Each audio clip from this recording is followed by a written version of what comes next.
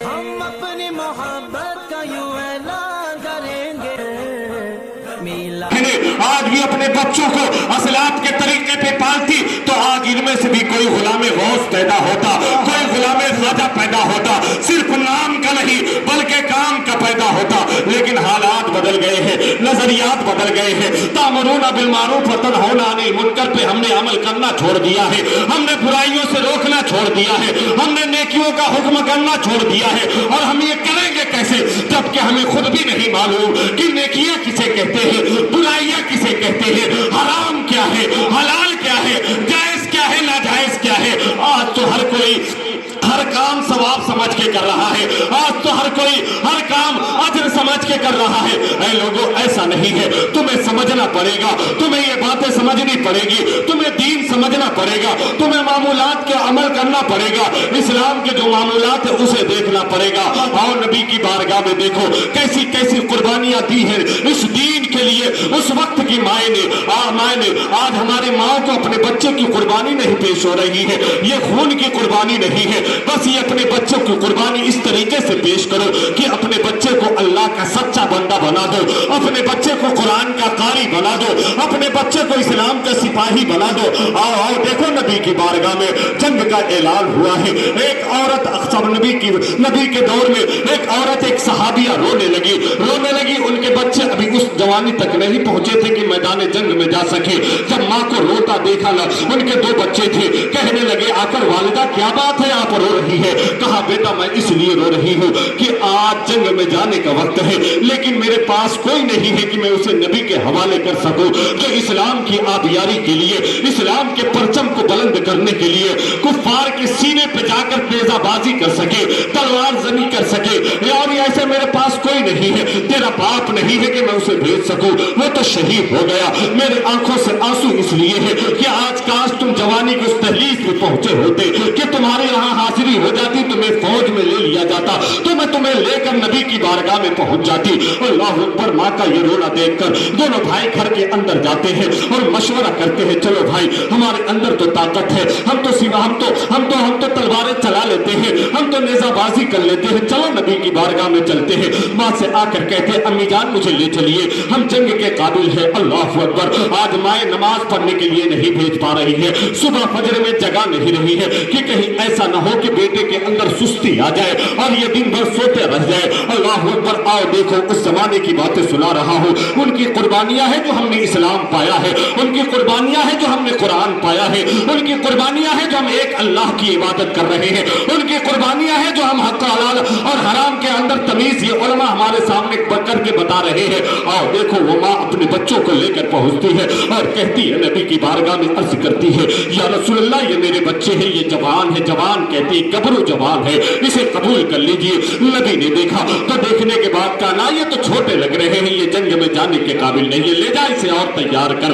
اللہ اکبر۔ اتنا سننا تھا ماں کی آنکھوں سے آنسو نکل گئے، دونوں بھائی نبی کے قدموں پہ جا کے بیٹھ گئے، عرض کرنے لگے یا رسول اللہ ہمیں تلوار چلانے کی صلاحیت ہے، ہم نیزے بھی چلا لیتے ہیں، ہم تیر بھی چلا لیتے ہیں۔ کہا یا رسول اللہ دونوں بھائیوں کی کشتی کرا لے۔ کہا ٹھیک ہے تم ایسا کہہ رہے ہو تو تمہارا بھائی جانے کے لیے تیار ہو جائے، لیکن تم بہت چھوٹے ہو۔ چھوٹے بھائی سے نبی نے کہا، اس کے آنکھوں میں آنسو آ گئے، کہا یا رسول اللہ ایسا نہ کرے، میری کشتی کرا لے میرے بھائی سے، میں اپنے بھائی کو اگر پٹک دیتا ہوں، میں کشتی میں جیت جاتا ہوں تو مجھے اجازت دے دے۔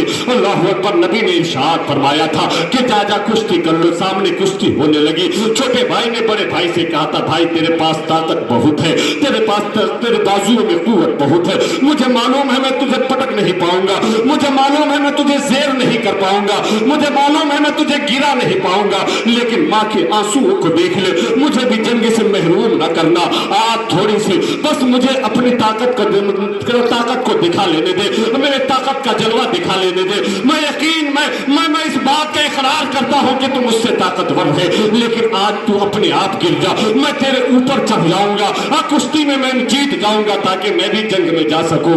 اللہ اکبر۔ نوجوانوں کی یہ حوصلہ دیکھو، نوجوانوں کے یہ جذبات دیکھو۔ آج اذان سن کے تاش کی پتیاں کھیلنے والے، آج اذان سن کر ہاتھوں میں شراب کی بوتلیں لینے والے، تم اپنے آپ کو مسلمان کہلاتے ہو، تم اپنے آپ کو حسینی کہتے ہو، تم اپنے آپ کو اسلام کا سپاہی کہتے کہتے ہو تمہیں نمازوں کے لیے فرصت نہیں, تمہیں قرآن کی تلاوتیں نہیں آتی, تم اللہ کا کلام نہیں پڑھ سکتے, بتاؤ تمہیں اپنے ایمان کے اندر جھانکنا چاہیے, تمہیں اپنے مسلمان ہونے پہ غور کرنا چاہیے. دیکھ اس دو نوجوانوں کو, بڑے بھائی سے چھوٹے بھائی نے کہا تو بڑے بھائی نے کہا ٹھیک ہے, اللہ اکبر, دونوں میں کشتیاں ہونے لگی, ادھر کشتی ہو رہی ہے, نبی مسکرائے جا رہے ہیں. چھوٹے بھائی کے کہنے پہ اس کے عرضی پہ بڑے بھائی نے لیٹ گئے, اپنے آپ کو زمین پہ ڈال دیا, اور چھوٹا بھائی اس کے اوپر ہو کر کہتا یا رسول اللہ یہ کشتی میں نے جیت لی, مجھے بھی جنگ میں جانے کی اجازت دے دی جائے. نبی مسکرا رہے ہیں اور کہہ رہے ہیں جس قوم میں ایسی مائیں ہو اور ایسے نوجوان ہو اس قوم کو کوئی پیچھے نہیں کر سکتا, اس قوم کو کوئی مٹا نہیں سکتا. نعرہ تکبیر, نعرہ رسالت, عرص مقدس, فیضان غوث اعظم, فیضان غوث اعظم. یہ تاریخ ہماری ہے, یہ رویہ ہمارا ہے, یہ ہمارے طریقے تھے. لیکن آج کا مسلمان, آج نہ جانے کتنے مسلمان کلمہ پڑھنے والے جو کسی کے کہنے پہ کسی کے بتانے پہ کلمہ پڑھتے ہیں. اللہ اکبر, ہم نے تو ایسے ایسے نوجوانوں کو دیکھا ہے, صحرا باندھ لیا ہے, پگڑی باندھ لی ہے, دولہا بن کے تیار ہو گئے ہیں, لیکن کلمہ پڑھائیے تو کلمہ پڑھنا نہیں آتا. یہ کیسے مسلمان ہے جسے نبی کا کلمہ پڑھنا نہ آئے؟ یہ کیسے مسلمان ہے جو اپنے نبی کو محمد الرسول اللہ نہ کہہ پائے؟ یہ کیسے مسلمان ہے جو اللہ کو لا الہ الا اللہ نہ کہہ پائے؟ اے لوگوں ذرا سوچو تو صحیح, آؤ ان کے دامن سے وابستہ ہو جاؤ. اللہ کی قسم جتنی راتیں تو نے برباد کی ہے, اگر انہوں نے اپنے نبی کے بتائے ہوئے راستے کے چند گھڑیوں میں سے ایک گھڑی تمہیں بتا دی اور اس پہ تو نے عمل کر لیا, نبی کی سیرت پہ عمل کر لیا, تو تمہارے اتنے زندگی کے راتوں کے گناہ انشاءاللہ اسی عمل کے بنیاد پہ معاف ہو جائیں گے. اللہ تمہیں بخش دے گا, اللہ تمہیں سیدھا راستہ عطا فرما دے گا, تمہارے دل کی دنیا بدل جائے گی. آؤ دیکھو اسی میں ایک عورت آتی ہے, اے ماؤ ذرا سنو تو صحیح, اپنے بچے کو قرآن سکھاؤ, اپنے بچے کو اسلام بتاؤ, اپنے بچے کو اسلام کے کارنامے سناؤ. بند کر دو ٹی ویوں کو, بند کر دو سیریلوں کو, بند کر دو ڈراموں کو, اپنے افراد کی تاریخ بتاؤ, قرآن پڑھ پڑھ کے سناؤ. اللہ کی قسم جوانی میں پھر تمہیں تعویذ لکھوانے کی ضرورت نہیں پڑے گی کہ میرا بچہ نافرمان ہو گیا. جب انہیں حسنین کریمین کی باتیں سناؤ گی تو تیرا بچہ زندگی بھر تیرا وفادار رہے گا, اپنے نہیں سوئے گا جب تک تمہیں نیند نہ آ جائے, اپنے لقمہ اپنے منہ میں نہیں ڈالے گا جب تک ماں باپ کا پیٹ نہ بھر لے. کیا بات ہے, سکھانا پڑے گا, نبی کی تاریخ سیرت کو بتانی پڑے گی, اسلاف کے طریقے کو بتانا پڑے گا. ایک عورت آتی ہے, اپنے بچے کو اپنے گود میں اٹھا کر کہتی ہے یا رسول اللہ جنگ کا اعلان ہو گیا, میرے گھر میں اس بچے کے علاوہ کوئی نہیں ہے, اس کو قبول کر لیجئے. نبی نے فرمایا یہ بچہ ہے یہ کیا کرے گا, لیکن ماں کے جذبات تھے, اسلام کے جیالے تھے, وہ لوگ اسلام کے چاہنے والے تھے, اسلام کے ماننے والے تھے. اور آج کا مسلمان ہے جو اسلام کے بارے میں بتاؤ تو کہتا ہے کہ اسلام پہ شریعت پہ عمل کرنے لگ جائے نا تو ہم بہت پیچھے رہ جائیں گے. اے لوگوں اپنے جملے کو سنبھالو, یہ جملہ تمہارے جنازے ایمان کے جنازے کو نکال دے گا. اپنے جملے کو سنبھالو, شریعت ہی ہدایت کے راستے ہے, اسی میں برکت ہے, اسی میں راحت ہے, اسی میں سکون ہے, اسی میں تمانیت ہے. آؤ دیکھو وہ عورت پہنچتی ہے اور کہتی ہے یا رسول اللہ اس بچے کو قبول فرما لے. نبی نے فرمایا کہ یہ بچہ ہے, یہ تو دودھ پیتا بچہ ہے, یہ کیا کرے گا؟ اتنے میں عورت کہتی ہے یا رسول اللہ یہ بچہ اسے لیتے جائیے, یہ لیتے جائیے. سلام ان کے عظمتوں پہ, سلام ان کے جذبات پہ, کہتی ہے یا رسول اللہ لیتے جائیے. جب دشمن کے طرف سے کوئی تیر آپ کے پاس آئے, آپ کی طرف آئے, تو میرے بچے کو اٹھا کر ڈھال بنا دیجئے گا تاکہ تیر آپ کو نہ لگے. یہ کیسے چاہنے والے تھے, یہ کیسے ماننے والے تھے.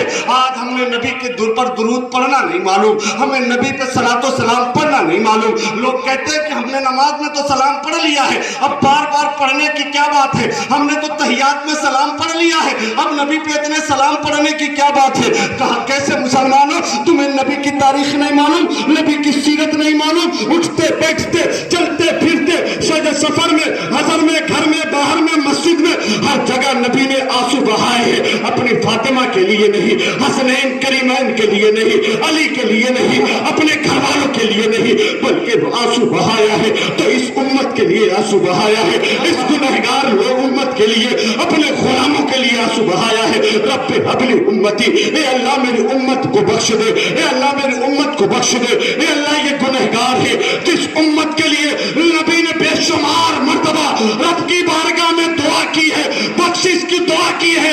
اسی امت کے لوگ جو نبی کے کلمہ پڑھ کر دعویٰ کرتے ہیں کہ ہم مسلمان ہیں, کہتے ہیں بار بار سلام پڑھنے سے کیا فائدہ, نماز میں سلام تو پڑھ لیا ہے. میں کہتا ہوں تمہیں نبی کی سیرت نہیں معلوم, تمہیں نبی سے سچی محبت نہیں. سچی محبت تو یہ احمد رضا والے کرتے ہیں, سچی محبت تو اعلیٰ حضرت والے کرتے ہیں. یہ تو نبی پہ ایک بار سلام نہیں, ایک بار درود نہیں, بلکہ پڑھتے ہیں تو یوں کہتے ہیں مصطفیٰ جان رحمت پہ لاکھوں سلام, شمع بزم ہدایت پہ لاکھوں سلام, کعبے کے بدر تجا تم پہ کروڑوں درود, طیبہ کے شمس دعا تم پہ کروڑوں درود, اور کوئی غیب کیا تم سے نیہا ہو بلا, جب نہ خدا ہی چھپا تم پہ کروڑوں درود. نعرہ تکبیر, نعرہ رسالت, علماء اہل سنت, نعرہ تکبیر, نعرہ رسالت.